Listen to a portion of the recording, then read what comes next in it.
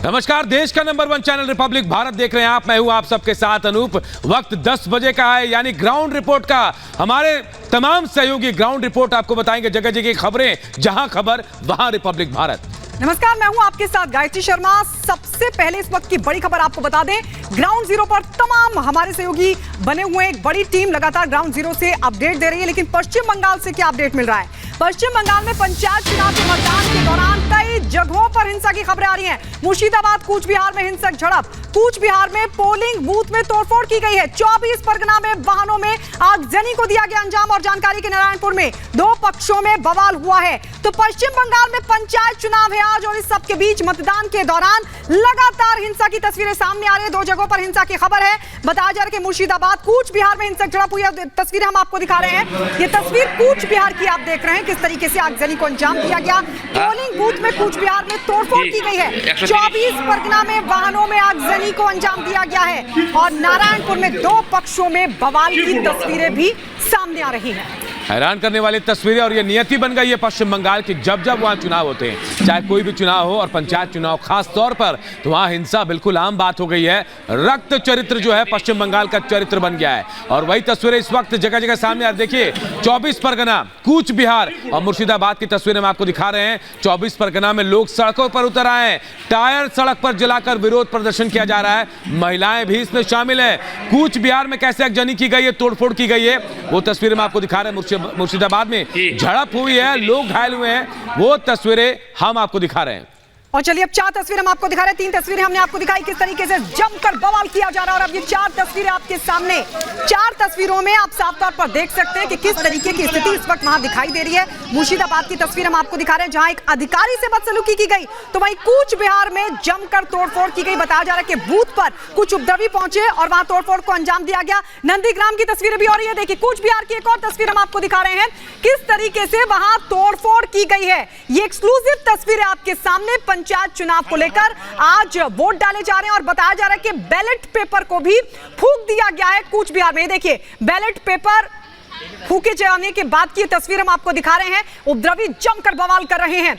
कैसे बंगाल चुनाव में एक बार फिर से हिंसा हो रही है, चाहे वो विधानसभा के चुनाव हो। इससे पहले भी जबरदस्त तस्वीरें हिंसा की लगातार सामने आती रही हैं। और अब ये जो तस्वीर सामने आ रही है पंचायत चुनाव के दौरान की, आज वोट डाले जा रहे हैं, लेकिन इसी दौरान कूच बिहार हो, नंदीग्राम हो या फिर मुर्शिदाबाद, इस तरह की तस्वीरें लगातार निकलकर सामने आ रही है। बैलेट पेपर, आप सोचिए, बूथ पर बैलेट पेपर का इस्तेमाल वोटिंग के लिए, लेकिन वहीं पर कुछ उपद्रवियों ने बैलेट पेपर को ही आपके हवाले कर दिया। तस्वीरें बिल्कुल बार बार आपको बता रहे हैं, बंगाल चुनाव और हिंसा का अजीब संजोग है। जब जब बंगाल में चुनाव हुए, चाहे विधानसभा का चुनाव हो, लोकसभा चुनाव हो, या फिर पंचायत चुनाव, हर बार पंचायत चुनाव को लेकर चाहे कोई भी चुनाव हो, बंगाल में हिंसा की खबरें आती रहती हैं। और आज भी जब पंचायत चुनाव हो रहे हैं, तो अलग अलग शहरों से बंगाल के, पश्चिम बंगाल के ऐसी तस्वीरें सामने आ रही जहां जोरदार हिंसा हो रही है। और लगातार हमारे सभी सहयोगी ग्राउंड पर बने हुए। पश्चिम बंगाल से जुड़ा अपडेट हमने आपको बताया, लेकिन अब देश के अलग अलग हिस्सों में क्या कुछ चल रहा है, हमारे सहयोगी जुड़ चुके हैं। सबसे पहले वैभव, आपके पास आते हुए, वहां से क्या बड़ी खबर इस वक्त? बिल्कुल, हम इस वक्त प्रदेश की राजधानी लखनऊ में मौजूद हैं, और लखनऊ से बड़ी खबर यह है कि लखनऊ मेट्रो स्टेशन को बम से उड़ाने की धमकी दी गई है। दरअसल 112 पर कॉल करके ये धमकी दी गई है, और इलाके में बने हजरतगंज मेट्रो स्टेशन को बम से उड़ाने की धमकी दी गई है, जिसके बाद अब मेट्रो स्टेशन की सुरक्षा जो है वो बढ़ा दी गई है। चारबाग से लेकर हजरतगंज तक जितने भी स्टेशन पड़ते हैं, फिर वो चाहे सचिवालय हो, विधानसभा हो, हजरतगंज का हो, इन सभी मेट्रो स्टेशन पर अब लगातार सुरक्षा व्यवस्था जो है वो बहुत ज्यादा सख्त कर दी गई है। कॉल किस नंबर से आई थी, किसने कॉल की थी, इसको लेकर अभी कोई भी क्लियरिफिकेशन नहीं हो पाया है। लेकिन सबसे बड़ा अपडेट यही है कि जिस मोबाइल नंबर से 112 पर कॉल की गई थी, उस मोबाइल नंबर को फिलहाल स्विच ऑफ कर लिया गया है, जिसके चलते पुलिस को इस नंबर को और इस लोकेशन को ट्रैक करने में थोड़ा सा मुश्किलें जरूर हो रही हैं। फिलहाल लखनऊ के सभी मेट्रो स्टेशन इस वक्त पूरी तरह से अलर्ट मोड पर हैं। हर एक मेट्रो स्टेशन पर आने जाने वाले की चेकिंग की जा रही है। हजरतगंज खास इसलिए भी क्योंकि विधानसभा वहां से बहुत नजदीक है। ऐसे में अब हजरतगंज मेट्रो स्टेशन को बम से उड़ाने की धमकी मिलने के बाद अब पूरी तरह से पुलिस प्रशासन अलर्ट पर है। सीधा चलेंगे अपने सहयोगी जतिन के पास। जतिन, आपके पास इस वक्त क्या अपडेट है, क्या बड़ी खबर है? जतन। जी बिल्कुल वैभव, हम अपने दर्शकों को जानकारी दे दें कि महाराष्ट्र के सतारा से बड़ी खबर सामने आ रही है, जहां पे एक आदिवासी महिला से गैंगरेप की घटना सामने आई और हसन शेख नाम के शख्स ने अपने 4 दोस्तों के साथ मिलकर उस आदिवासी महिला के साथ गैंगरेप की वारदात को अंजाम दिया है। उस वक्त हम उसी स्पॉट पर मौजूद है जहां पर ये घिनौनी वारदात को अंजाम दिया गया। ये सतारा का एक गांव देख रहे हैं, उसी गांव में बताया जा रहा है कि आदिवासी महिला अपने पूरे परिवार के साथ यहाँ पर काम किया करती थी। जो लकड़ी आप यहाँ पर पड़ी हुई देख रहे हैं, इस लकड़ी के जरिए कोयला बनाने का काम किया जाता था और ये जो आप एक तरीके से झोपड़ी देख रहे हैं, इसी जगह पर उस आदिवासी महिला के साथ 5 लोगों ने गैंगरेप किया, जिसमें हसन शेख शामिल था, जो कि इस पूरी प्रॉपर्टी का, इस पूरे खेत का एक तरीके से वो मालिक है। बताया जा रहा है कि 19 जून की रात को हसन शेख अपने 5 दोस्तों के साथ इसी झोपड़ी में पहुंचता है। उस समय आदिवासी महिला यहां पर अकेली होती है और उसके साथ जबरदस्ती गैंगरेप की वारदात को अंजाम दिया जाता है। हालांकि जब वो बेहोश होकर गिर जाती है, अधमरी हालत में पहुंच जाती है, तब वो हसन शेख अपने साथियों के साथ यहां से फरार हो जाता है। लेकिन पीड़ित महिला ने अपनी शिकायत में बताया कि पास के जो आप खेत देख रहे हैं,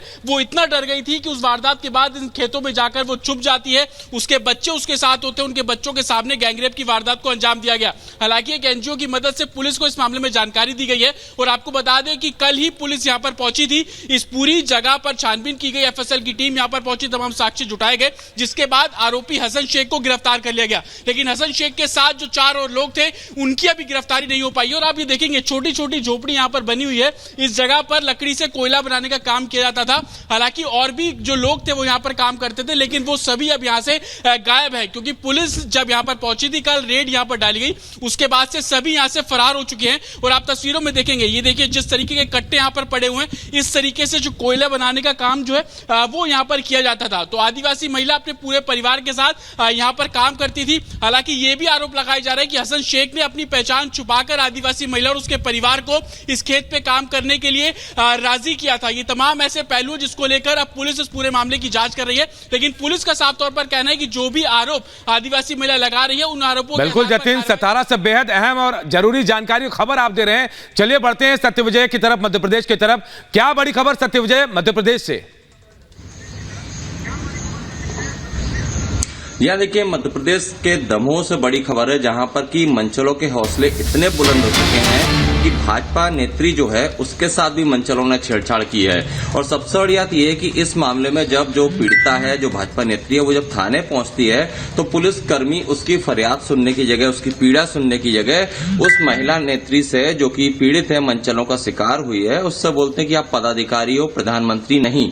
हालांकि विरोध प्रदर्शन जब तेज हुआ तो उसके बाद पुलिस ने प्रकरण दर्ज कर लिया है। पुलिस का यह दावा है कि एक आरोपी को राउंड अप भी कर लिया है। लेकिन आप इससे अनुमान लगा सकते हैं कि मध्य प्रदेश में लगातार जिस तरह की घटनाएं आ रही हैं, और अगर एक भाजपा की महिला नेत्री जो कि खुद भी काफी बोल्ड है, एक्टिव है, उसके साथ अगर इस तरह छेड़छाड़ होती है, जब वो घर से बाहर निकलती है, 4-5 दिन उसका छेड़छाड़ होती है, इसका विरोध भी वो करती है और थाने में उसे इस तरह से चलिए अब इस पूरी खबर पर आपको सुनवाते हैं कि क्या कहना है पुलिस का। थाने में अभी एक धारा 354 और 500 अधिनियम के तहत एक मामला दर्ज हुआ है। इसमें हमने जो 2 आरोपी हैं, उनमें से एक को हमने राउंड अप कर लिया है और मामले की FIR लिखी जा चुकी है।